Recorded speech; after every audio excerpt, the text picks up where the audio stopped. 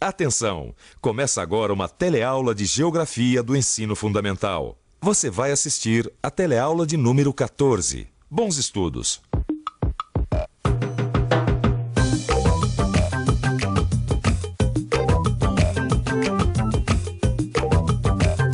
Bom dia. Você acha que o tempo vai mudar?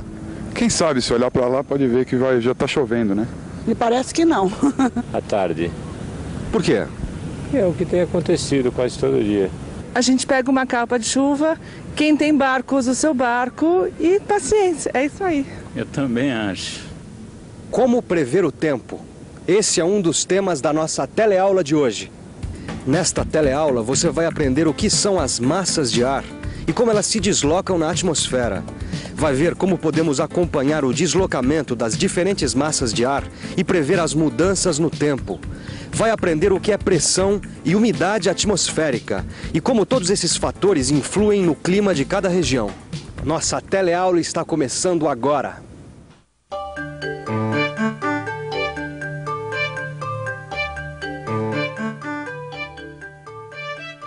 Deu pro senhor olhar aquela planta da casa que eu rabisquei? Claro! E parabéns! Você planejou a locação da sua casa no terreno de forma que ela vai receber a luz do sol pela manhã e terá a mais ampla ventilação possível. Não dá pra esquecer que a gente vive num clima tropical, né, seu Macedo? E com todo mundo ajudando, se o tempo não virar... Virou. Virou. Sinto muito, José. Mas você e a sua turma não vão poder começar a construção nesse fim de semana. Mas que azar! Que azar! Tava tudo combinado. Como é que eu podia prever que o tempo ia virar? Você devia ter acompanhado o deslocamento das massas de ar. É assim que se faz a previsão do tempo. Dia chuvoso por causa de uma frente fria. A temperatura deve cair em toda a região sudeste. Zonas de instabilidade no litoral. Presença de ar quente na região nordeste mantém temperaturas elevadas e dia claro. Nebulosidade variável no sul. Frente fria, zonas de instabilidade, nebulosidade variável. Todos esses termos que a gente escuta na previsão do tempo se referem a movimentos que estão acontecendo no ar. Quer dizer, deslocamentos de massas de ar de um lado para o outro. Essas massas de ar podem ser quentes ou frias, secas ou úmidas, dependendo do lugar de onde se originam. Esse é de Manaus, pertinho do Equador. Esse aqui é de Santos, pertinho do trópico. Olha só, esse é Groenlândia, no Círculo Polar. Cada um desses lugares tem diferentes tipos de massas de ar.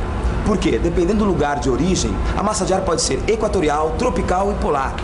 Quer dizer, o ar de cada lugar é diferente. Por exemplo, Manaus e toda essa região próxima do Equador, o ar é quente e úmido.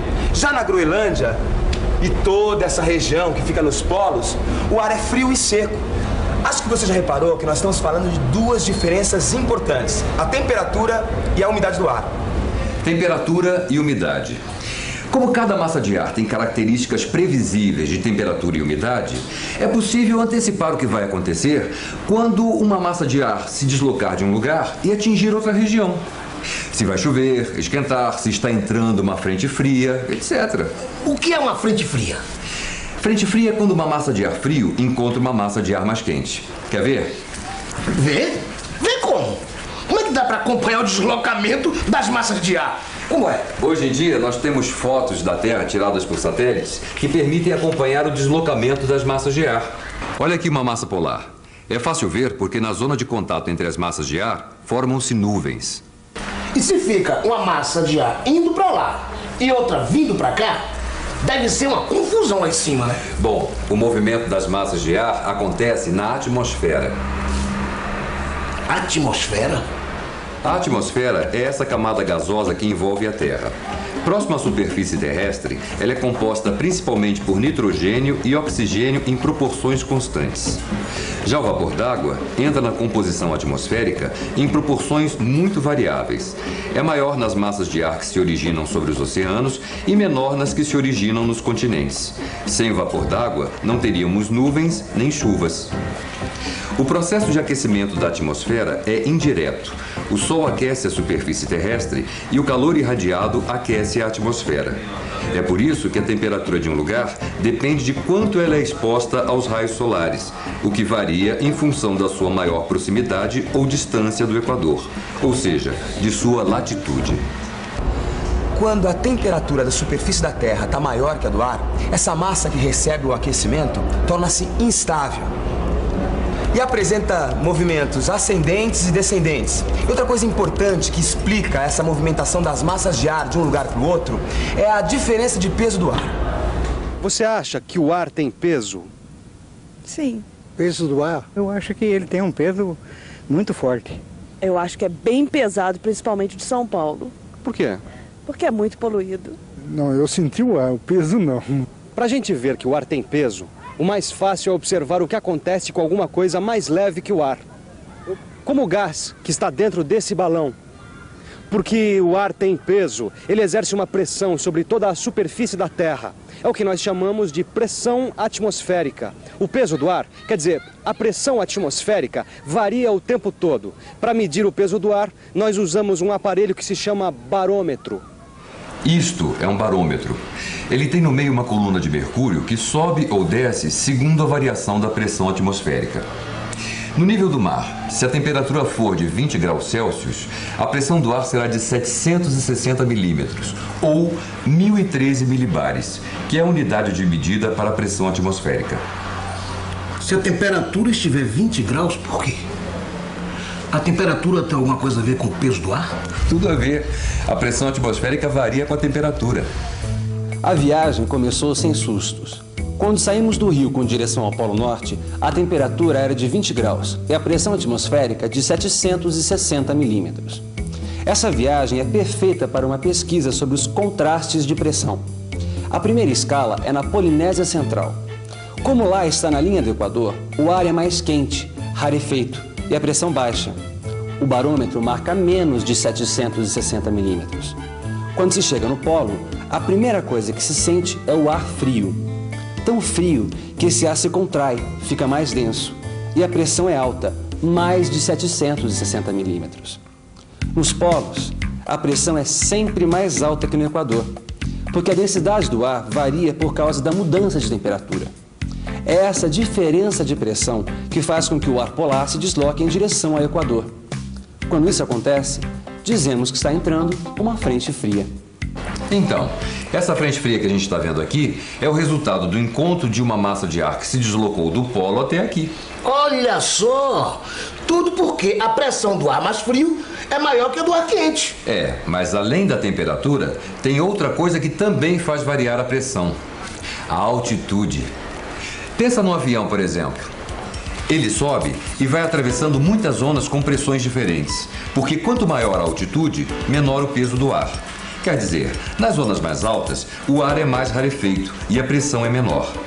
É por isso que os aviões que sobem até 10 mil metros de altitude têm as cabines pressurizadas, ou seja, são equipados para que os passageiros não sintam a variação de pressão da altitude.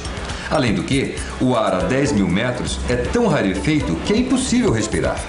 Altitude, temperatura, tudo isso influi na pressão do ar. E a diferença de pressão, como você já viu, é importante para explicar por que as massas de ar se movimentam. Agora, para constatar a movimentação do ar, você não precisa esperar uma frente fria. Basta observar o vento. O vento é o ar em movimento. Bem, já deu para você perceber como se formam os ventos, não deu? A atmosfera é aquecida em sua parte inferior. Isso provoca movimentos do ar. Para cima e para baixo. É isso que dá origem aos ventos. Esse desenho mostra as diferenças de pressão e como se formam os ventos. Os ventos se originam nas zonas de alta pressão e se dirigem para áreas de baixa pressão. Ventos de quadrante norte a sudoeste e umidade relativa do ar de 90%. A umidade relativa do ar está alta, 90%. Sabe o que isso quer dizer? Que o ar, na temperatura que ele está agora, tem uma alta quantidade de vapor d'água. Você deve se lembrar que a água entra na atmosfera através da evaporação. Dependendo da temperatura do ar, ele pode conter mais ou menos vapor d'água. É por isso que a gente fala em umidade relativa. relativa à temperatura do ar. Dá só uma olhada aqui. Quando o ar encontra uma temperatura mais baixa, o vapor de água condensa, formando as nuvens. Quando as nuvens encontram uma temperatura ainda menor, as gotículas se aglutinam.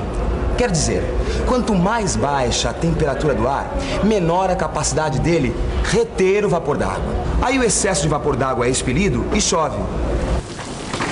Chove, quer dizer, a água se precipita na forma de chuva. Se a temperatura do ar estiver mais baixa ainda quando houver a condensação, em vez de água, cai granizo ou neve. Agora eu tô entendendo melhor, porque quando entra uma frente fria, o tempo muda e chove. E por que é que você acha que está chovendo agora, por exemplo? Bem, deixa eu ver. A temperatura estava alta, o que fez evaporar mais água.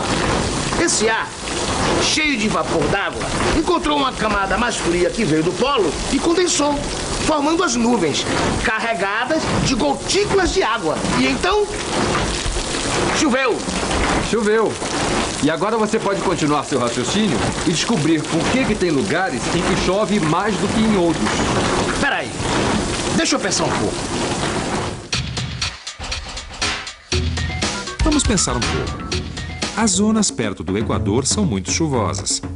Essas regiões têm temperaturas sempre altas e isso provoca elevada evaporação, quer dizer, vapor d'água no ar. Nas regiões litorâneas, temos a ação de correntes marítimas quentes e, por isso, chove mais. Já onde as correntes são frias ou no interior dos continentes, a evaporação é mais difícil e chove menos porque a umidade ficou retida junto ao litoral. Nas regiões polares, devido às temperaturas muito baixas, as nevadas são mais frequentes que as chuvas. No mapa que mostra a quantidade de chuvas que cada região da Terra recebe, a gente pode notar tudo isso. Pode notar também que do Equador para os trópicos, as chuvas diminuem. É no interior dos continentes, nas regiões próximas dos trópicos, que estão as áreas muito secas, os desertos. Nunca vi um lugar assim. O deserto é impressionante. É a área mais seca do planeta. Não chove quase nunca. Isso tem a ver com o movimento do ar e a diferença de pressão. As altas temperaturas da faixa equatorial forçam a subida do ar, o que produz a baixa pressão. Esse ar desce nas regiões próximas aos trópicos e forma núcleos de alta pressão, sem criar condições para que chova. A massa de ar funciona como uma esponja, absorvendo a umidade do continente, formando os desertos. Como você vê, o clima de cada região depende de vários fatores. Quanta coisa, seu Macedo! Deixa eu ver se eu entendi. A posição de um lugar com relação ao Equador, quer dizer, a sua latitude, mais a sua altitude, as correntes marinhas que o afetam, estar no continente ou no litoral, sua vegetação, vão influir na sua temperatura, pressão atmosférica, ventos, umidade do ar, nuvens e quantidade de chuvas. É isso que origina os diferentes climas na Terra. E é clima quente, clima frio, e isso muda tudo. Muda até a paisagem. Ah, muda mesmo. Você já reparou que nós podemos deduzir o clima de uma região pela paisagem que ela apresenta? Sair da Amazônia direto para a Europa foi como chegar em outro planeta. Parece que tudo é diferente, principalmente o clima e a paisagem, o tipo de vegetação. A vegetação de um lugar com um clima quente como a Amazônia é densa, exuberante e cheia de espécies diferentes. Isso porque é uma região onde chove muito e que fica muito exposta ao sol. As temperaturas são elevadas e as chuvas ocorrem o ano todo. Já na Europa, o clima é frio e as estações do ano são bem definidas. A vegetação temperada acompanha o ritmo das estações, com grande contraste entre a primavera e verão e outono e inverno. O clima influencia a vegetação e a vegetação influencia o clima. E como nós já vimos, as massas de ar também são muito importantes na definição do clima. Bem, tudo isso vale a pena ver de novo. Vamos revisar? E atenção, se liga aí que é hora da revisão. Na teleaula de hoje, você aprendeu que as massas de ar são grandes volumes de ar que apresentam características de temperatura ou umidade constantes.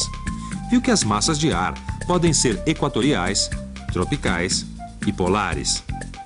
Aprendeu que as diferenças de temperatura e pressão influem no movimento dessas massas e que uma frente fria é o encontro de uma massa polar com uma massa tropical. Viu como se originam os ventos e como é possível prever o movimento das massas e as mudanças no tempo. E que a previsão do tempo pode ser feita através das fotos de um satélite, acompanhando o deslocamento das massas de ar. Aprendeu também porque as diferentes regiões da Terra recebem quantidades de chuva diferentes. Até a próxima teleaula!